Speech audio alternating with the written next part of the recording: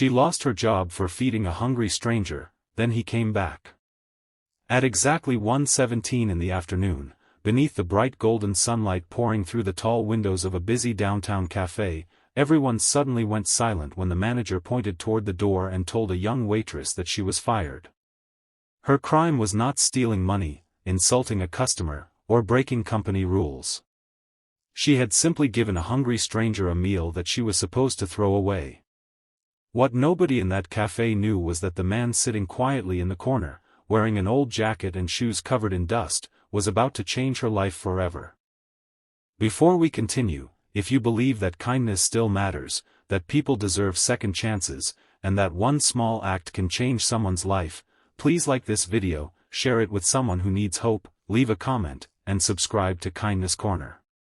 Your support helps us bring more emotional stories like this to you. Her name was Seraphina Cole, and for almost 3 years she had worked at the café, saving every dollar she could to help her younger brother finish college. She was not wealthy. Her apartment was small, her car was old, and some nights she skipped dinner so there would be enough money left for rent and groceries. But Seraphina had something her difficult life had never managed to take away from her: compassion.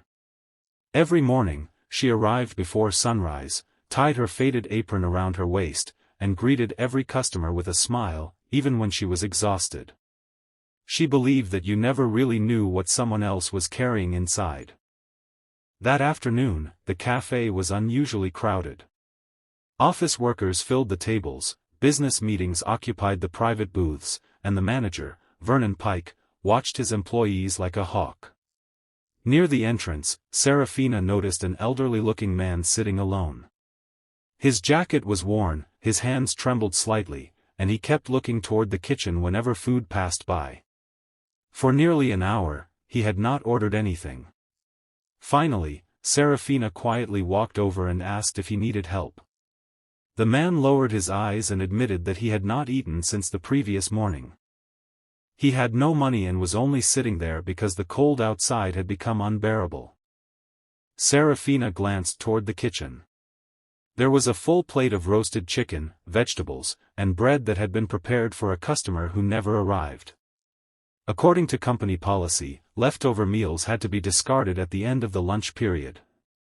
Seraphina knew she could lose her job if she gave it away.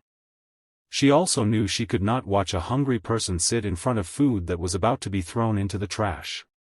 So she carried the plate to the man, placed it gently in front of him, and told him to eat. The man stared at the food as if he could not believe what he was seeing. His eyes filled with tears, and for several seconds he said nothing. Then he slowly began eating. Seraphina returned to work, pretending nothing had happened. But Vernon had seen everything. He stormed toward her moments later, furious that she had given away company property without permission. Seraphina tried to explain that the food was going to be thrown away anyway, but he refused to listen. In front of the other employees and several customers, he told her that compassion did not excuse breaking rules. Then he took her apron, handed her final paycheck, and ordered her to leave.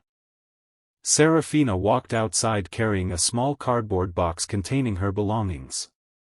The sunlight that had looked warm through the café windows now felt strangely cold. She sat on a bench across the street and cried quietly, not because she had lost a job, but because she had no idea how she would pay her brother's tuition. She had done what she believed was right, yet for the first time in her life, doing the right thing had left her terrified about tomorrow. The next several days were painful. Seraphina applied everywhere, but every employer seemed to want experience, references, or immediate availability. She sold her old bracelet, delayed her rent, and began eating only once a day. Still, she never regretted feeding that stranger. Whenever she thought about his exhausted face and trembling hands, she reminded herself that some things were worth more than money. Then, one bright Tuesday morning, a black luxury car stopped outside her apartment building. Seraphina assumed someone had made a mistake. A sharply dressed woman stepped out, walked toward her, and asked if she was Seraphina Cole.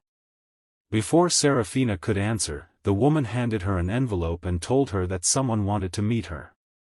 Inside the envelope was a simple message: "You fed me when I had nothing. Now let me tell you who I really am." Seraphina's heart began pounding. That evening, she entered a quiet private office on the top floor of one of the city's largest companies. Standing beside the window was the same man she had fed at the café. But he no longer looked like a homeless stranger. He wore a perfectly tailored suit, and behind him hung photographs of luxury buildings, charitable foundations, and international businesses. His name was Ambrose Whitaker, one of the wealthiest entrepreneurs in the city. But the money was not why he had disappeared from public life. Ambrose explained that after losing his wife years earlier, he had become obsessed with discovering whether people still cared about others when there was nothing to gain. He had spent months quietly visiting businesses dressed as an ordinary homeless man. Many people ignored him. Some insulted him. A few told him to leave.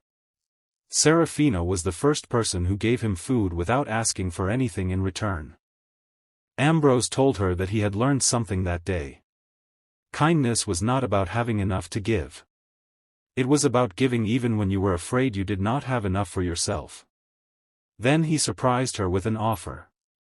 He had created a new community outreach program through his foundation, providing meals, temporary housing, and employment opportunities for people struggling to survive.